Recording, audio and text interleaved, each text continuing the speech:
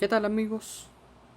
Analizaremos los equipos de protección que deberíamos de tener en nuestros hogares. Recordemos que los sistemas de protección contra sobretensiones sirve para proteger nuestros equipos electrónicos, ya sean televisores, equipos de sonido, etcétera, etcétera, de alguna falla de un cortocircuito en nuestras instalaciones residenciales. Sin más que decir, vamos al vídeo.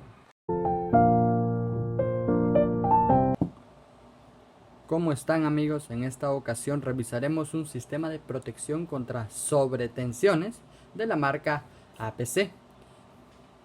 Les mostraré a continuación la falla que presenta este sistema. Procederemos a encenderlo.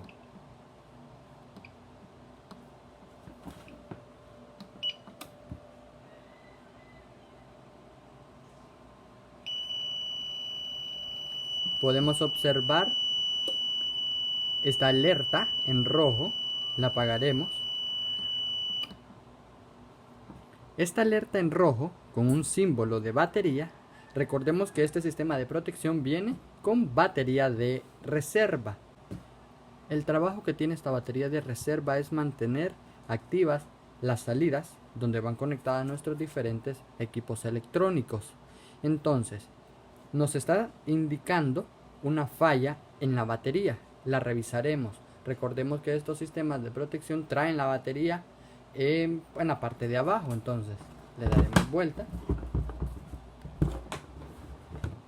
Podemos observar aquí una pequeña pestaña, la cual presionaremos y correremos y nos encontraremos con la batería. Antes de proceder a revisar la batería, recordemos desconectar el equipo.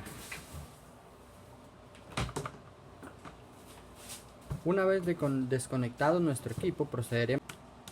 Podemos observar que nuestra batería solamente tiene 5.32 voltios directo, lo cual nos indica que nuestra batería está en mal estado, ya que esta batería debería tener por lo menos 12 voltios.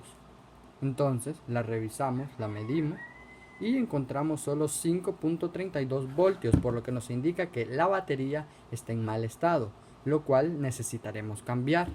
Recordemos que el sistema de protección